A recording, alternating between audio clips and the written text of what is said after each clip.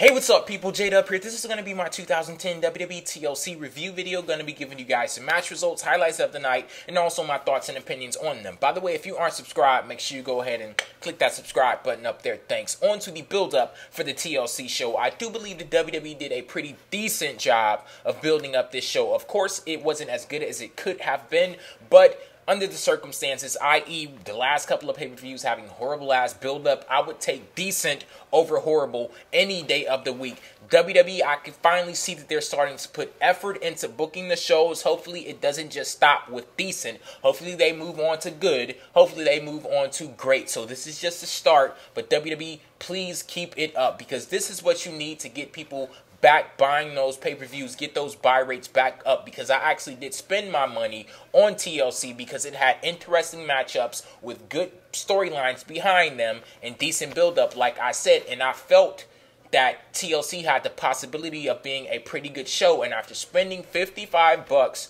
on TLC, I do believe that I got my money's worth with this show.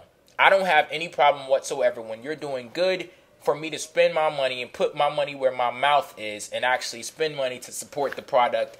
And like I said, I spent $55 on TLC, and I do believe that I got my money's worth with this show. On to the first match of the night. The Intercontinental Championship was on the line. A ladder match. Dolph Ziggler, the champion, versus Kofi Kingston versus Jack Swagger. This match, it was a pretty good match. My favorite spot of the match maybe had to be where Kofi Kingston, he did a springboard off of the top rope while there was a ladder in the middle of the ring. So he jumps onto the ladder, and he actually grabs onto the ladder, and his feet go through the middle of the ladder, and he hits Jack Swagger, who was on the other side of the ladder. He falls through the ring. That was probably my favorite spot of the match. Or it could have been the spot that actually led to the ending of the match, where all three guys were on the ladder, which was in the middle of the ring, right below the Intercontinental Championship. Jack Swagger, he ends up getting knocked off the ladder. Kofi Kingston, Dolph Ziggler, they go to the top. Dolph Ziggler puts a sleeper hold on Kofi Kingston. Kofi Kingston fights out of that sleeper hold. He knocks Dolph Ziggler off the ladder. Jack Swagger gets up. He climbs to the top of the ladder. So both of them are fighting over the championship at the top of the ladder, but the championship falls out of both of their grasp. Then Dolph Ziggler, he crawls to the middle of the ring. He picks up the championship, rolls out of the ring, and there you go. That's how he retained his Intercontinental Championship. I saw a lot of people going crazy over the ending of this match. I, however, actually liked it. On one hand, it did fit perfectly the heel persona of Dolph Ziggler, and on another, you really don't see endings like that. Like, out of the time that I've been watching wrestling, I haven't seen an ending like that. I'm not saying that it didn't happen. All I'm saying is that I haven't seen it, and I do think it was executed pretty well. Like, there are some times where you don't actually need a 100% clean finish in wrestling for things to be entertaining.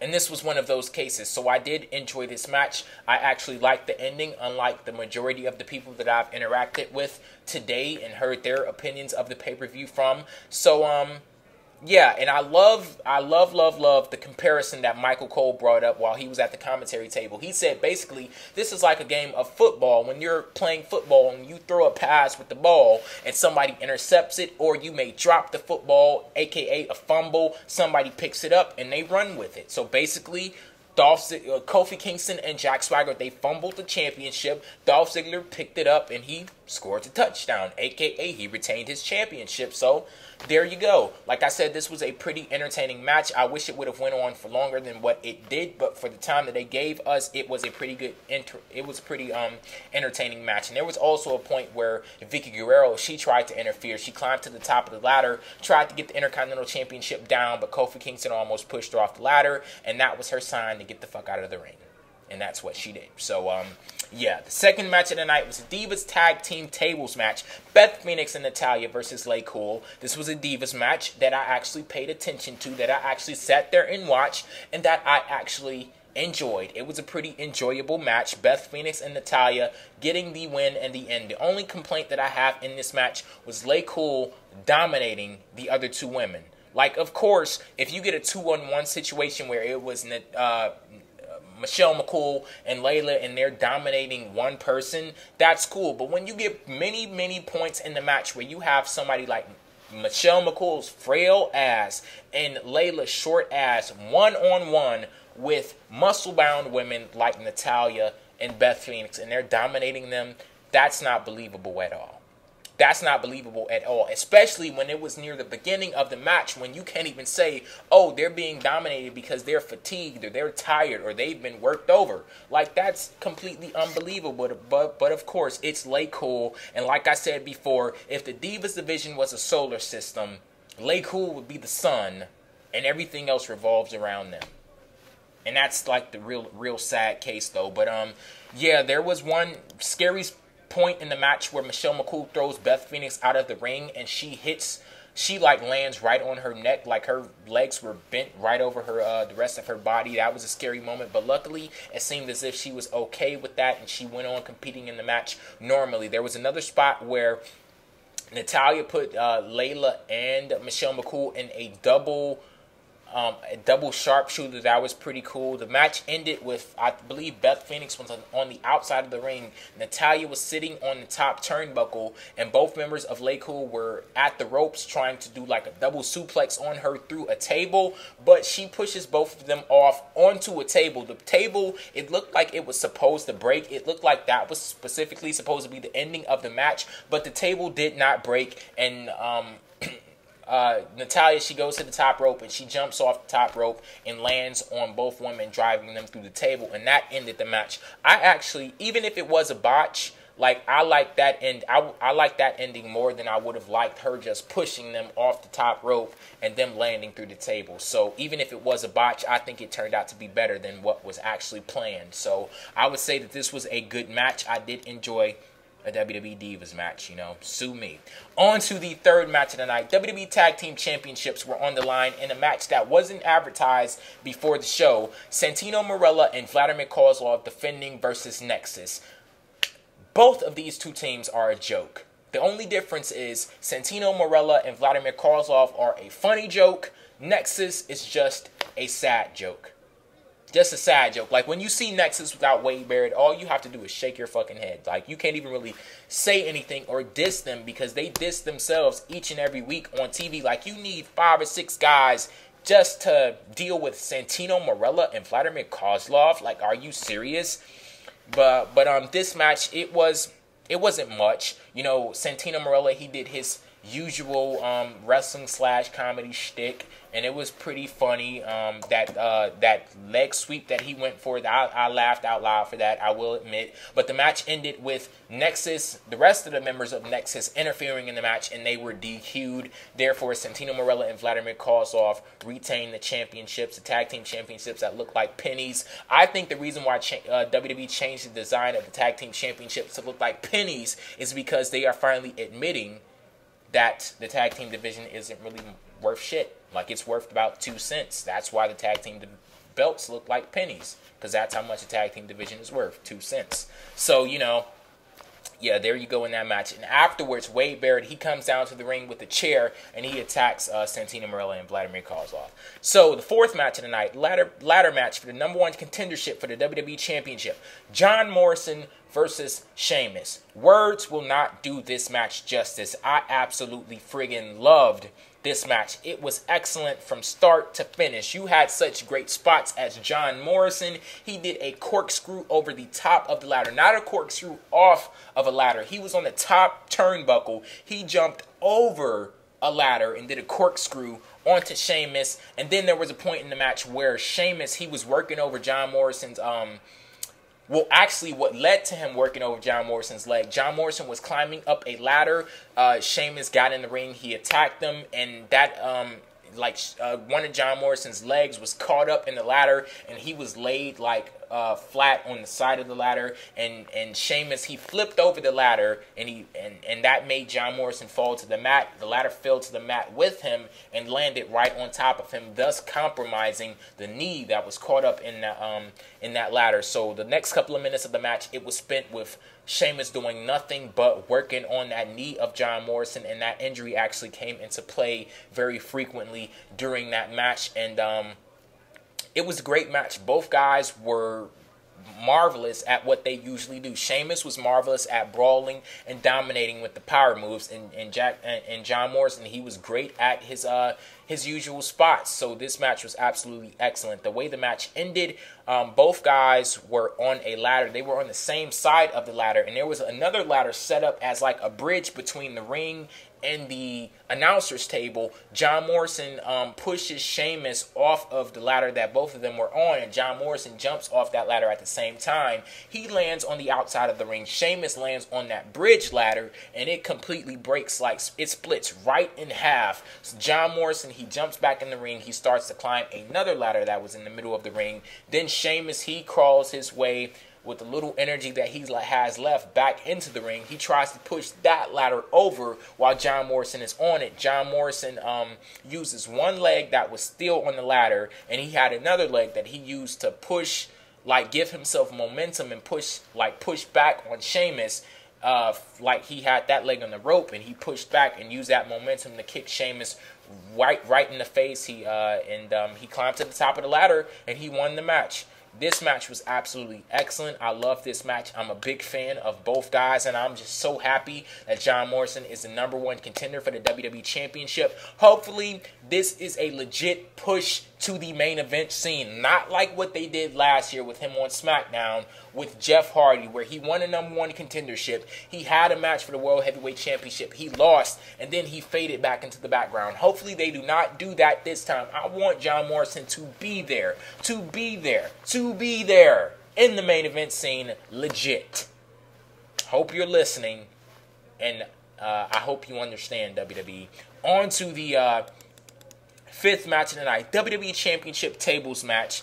The Miz versus Randy Orton for the WWE Championship. Like I said, even though I am a Miz fan, I will admit that this match left much to be desired, the actual match. But then when you get to the ending, that was the interesting part. That was the entertaining part. The ending of the match came, well, what we thought was the ending of the match was when The Miz, he went for a skull-crushing finale on Randy Orton through a table where Randy Orton pushed him off. The Miz crashed into the referee. Both guys, which were The Miz and the referee, they fall out of the ring. Alex Riley, that's when Randy Orton, he picks Alex Riley up, and he decides that he's going to put Alex Riley through the table that The Miz just tried to put him through. So he does a powerbomb on Alex Riley through the table. The Miz jumps back in the ring, does a skull-crushing finale on Randy Orton, and he's looking around like, okay, there's a broken table in the middle of the ring. My opponent is down in a tables match, and the referee is nowhere to be seen. So this is what I'm going to do. I'm going to move Alex Riley off of the broken table. I'm going to put Randy Orton there. Then I'm going to go get the referee up, and he's going to call the match, and he's going to say I'm the winner. And that's exactly what happened. But the referee saw the replay on the Titantron, and he reversed the decision, and I just went crazy. Like, are you fucking serious? Fuck you, ref. Like, you want to go over the last, 40, 50-year history of the fucking WWE Championship, and you want to reverse every decision that may have been, a little cheap? Like, seriously, anytime somebody cheated, like, what the fuck? Like, are you serious? Like, when the fuck have they used instant replay in wrestling? And then Michael Cole, he was going off at ringside like, oh, I'm filing a protest. And I'm like, hell yeah, I'll sign that fucking protest too. But, I don't know why we were overreacting because, The Miz, he truly is awesome. And he found a way to beat Randy Orton for the second time in one night. Randy Orton was on the outside of the ring. Both The Miz and Alex Riley were in the ring. And while Randy Orton was going to jump back into the ring, he got as close as the apron. But The Miz pushed Alex Riley into Randy Orton, and that allowed Randy Orton to fall back, and he fell through a table. And there you go. The Miz won the match. And there were some people saying, hell, well, Alex Riley should be the WWE champion because he's the one who pushed Randy Orton through the table. Well, technically, he did push Randy Orton through the table, but The Miz pushed Alex Riley into Randy Orton to allow Alex Riley to push Randy Orton. So, therefore, The Miz was the one who really pushed, he was the one who really pushed him. So, yeah, The Miz, he retains his championship. Like I said, the actual match itself, it did leave much to be desired, but what I look for in wrestling is to be entertained, and the ending of that match truly did entertain me. So this match gets a pass from me. I was highly entertained with it, and yeah, I'm glad that The Miz was successful in another WWE title defense. And there are a lot of people out there, oh, The Miz isn't a real champion because he didn't win clean. And, The Miz won't be a real champion until he wins the match clean.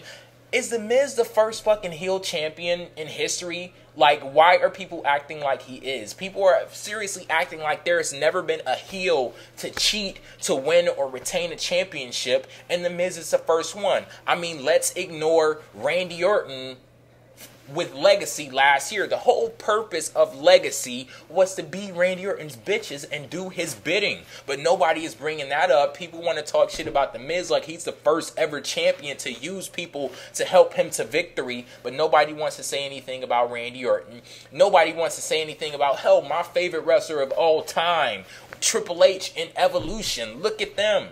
Like, seriously, this is nothing new. A champion, using people to help him win matches. Hell, look at Edge. I'm looking at a replay of TLC right now. This is the first championship that he actually won cleanly. Out of 10 world championship, he won one cleanly. Come on now, like, people, just shut up. Shut the hell up. Like, if you dislike The Miz, come up with something better than, oh, he isn't winning his matches cleanly. Like, that's seriously a weak-ass excuse. Like, that's a weak-ass excuse. Like, if you dislike him, go ahead and say you dislike him and come up with something better than that. On to the next match of the night. World Heavyweight Championship, tables, ladders, and chairs match. Edge versus Rey Mysterio versus Kane versus Alberto Del Rio. I actually had to rewatch this match. And there was so much in this match that I missed. Because there was so much action that I actually missed some things. Like, I went back and watched this match like, damn, Rey Mysterio is jumping off of tables. Like, they had tables set up like that were like falling from the sky. Rey Mysterio was jumping from those fucking tables. They were on the stage fighting and everything. This match seriously had so much action in it that I can't go over, hell, a fraction of a percentage of what happened in this match. Like, this is definitely another match that you had to see. It was a tough choice for me saying which was match of the night, whether it was the World Heavyweight Championship tables, ladders, and chairs, or the number one contenders match between John Morrison and Sheamus. But, I had to go with John Morrison and Sheamus. But this one was an excellent match also. The way the match ended was Alberto Del Rio, he was at the top of the ladder. He was going for the World Championship. But Rey Mysterio, he jumps into the ring and he pushes the ladder over, and that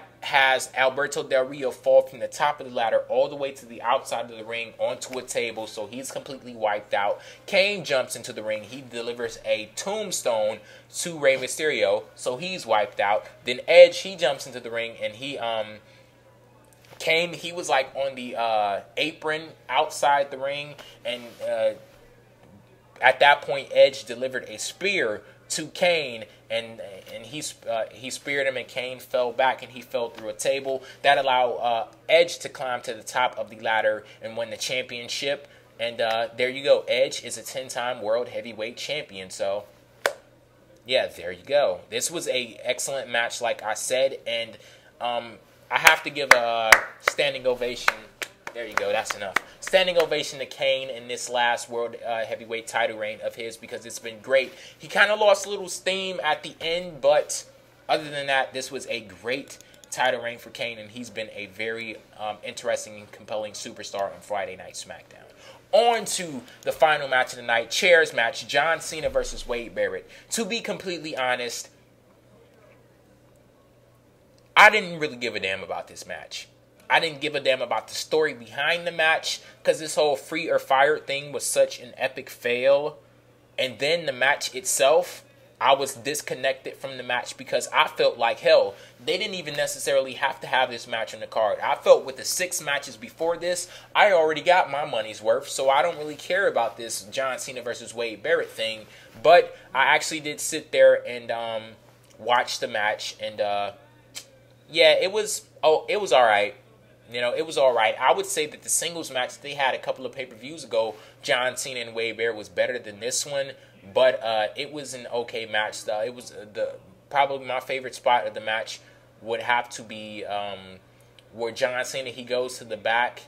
He goes backstage. He comes back out with like an office chair. He puts Wade Barrett in that chair, and he rolls it down the ramp, and Wade Barrett crashes right into the steel ring steps. And the way the match ended was John Cena, he set up like 6 steel chairs in the middle of the ring. He delivers an attitude adjustment to Wade Barrett onto those 6 chairs, pins him, and the match is over with. And he actually did a couple of things with Wade Barrett after the match too. He took him to the top of the stage, and he like pulled down a bunch of chairs like that were part of the set design, and they crashed all on top of Wade Barrett, who was like under this, whatever the hell it was, a gurney or whatever the hell it was. I don't know. But yeah, this match, it wasn't too, it wasn't all that. It was an okay match. And yeah, so overall, I would give TLC a score of maybe at least an 8. This was truly one of WWE's best pay-per-views this year. They had 2 excellent matches on the card, 1 great match, another pretty good match. You know, overall, there wasn't 1 bad match on the show. But in last place would probably have to be the Tag Team Championship match, Santino Marella, Vladimir Kozlov versus Nexus. So, yeah. Thank you guys for watching this video. I will be on jdubshow.com Wednesday at 6 p.m. Eastern Time for the SideShow. I actually challenged Eric Bischoff on Twitter to a debate. I gave him the number to the SideShow. Hopefully he calls in, and if he does, if he does or doesn't call in, I guarantee you it will still be an entertaining show. So this Wednesday, 6 p.m. on the SideShow. Hopefully you guys tune into that. Thanks for watching this video. Remember to rate it thumbs up, and peace out.